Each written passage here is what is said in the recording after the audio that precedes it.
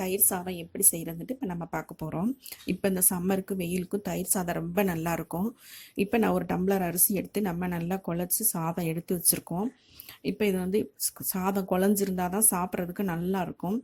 இப்போ நம்ம தயிர் இப்போ 1/2 லிட்டர் தயிர் எடுத்து வச்சுருக்கோம். இப்போ புளிக்காத தயிர் எடுத்து வச்சுருக்கோம். 200 பால் எடுத்து வச்சுருக்கோம். ஒரு கேரட்டுக்கு நல்லா துருவி எடுத்து வச்சுருக்கோம். மல்லித்தலை எடுத்து வச்சுருக்கோம். பச்சை மிளகாய் நறுக்கி எடுத்து வச்சுருக்கோம். இஞ்சி ஒரு துண்டு நறுக்கி எடுத்து வச்சுருக்கோம். இப்போ நம்ம ஃபஸ்ட்டு நம்ம பால் ஊற்றிக்கிறலாம். ஏற்கனவே நல்லா குழஞ்சிருக்க சாதத்தில் நல்லா மசிச்சு விட்டுக்கிறணும். அப்போ தான் தயிர் சோதம் நமக்கு நல்லா இருக்கும். பால் விட்டு செஞ்சுட்டு இப்போ அடுத்து நம்ம தயிர் ஊற்றிக்கிறலாம்.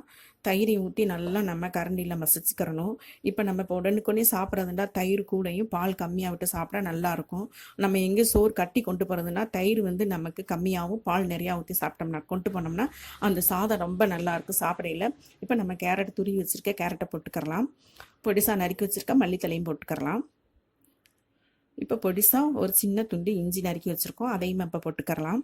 இப்போ 3 பச்சை மிளகாய் நான் பொடிசாக கட் பண்ணி வச்சுருக்கேன் காரத்துக்கு. இப்போ நீங்கள் காரத்துக்கு நீங்கள் வேணும்னா 4 கூட போட்டுக்கலாம்.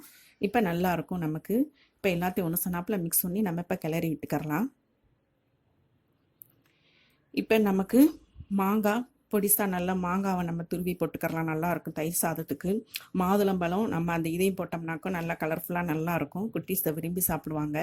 இப்போ நான் அது இல்லாதனால இப்போ நான் கேரட் இது போட்டிருக்கேன். இப்போ நல்லா ஒன்று சொன்னால் நம்ம கிளறிக்கலாம். இப்போ 2 ஸ்பூன் எண்ணெய் விட்டுக்கரலாம். எண்ணெய் விட்டு 1/2 ஸ்பூன் கடுகு போட்டுக்கரலாம். 1/2 ஸ்பூன் உளுந்தம்பருப்பு போட்டுக்கரலாம். 1/2 ஸ்பூன் கடலைப்பருப்பு போட்டுக்கரலாம்.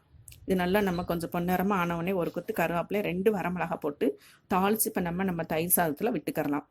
விட்டு அதையும் எல்லாத்தையும் ஒன்று சொன்னாப்பில் மிக்ஸ் பண்ணி நல்லா கிளறிக்கலாம். இப்போ நமக்கு சுவையான மணமான தயிர் சாதம் ரெடி ஆயிடுச்சு. பாருங்கள் எப்படி இருக்குன்னு பாருங்கள். இதை குட்டீஸ்லேருந்து பெரியவங்களுக்கும் எல்லாரும் விரும்பி சாப்பிட்லாம். இப்போ வெயில் காலத்துக்கு நமக்கு இது சாப்பிட ரொம்ப நல்லாயிருக்கும். நீங்கள் இதை செஞ்சு சாப்பிட்டு எப்படி இருக்குன்னு எங்களுக்கு கமெண்டில் சொல்லுங்கள்.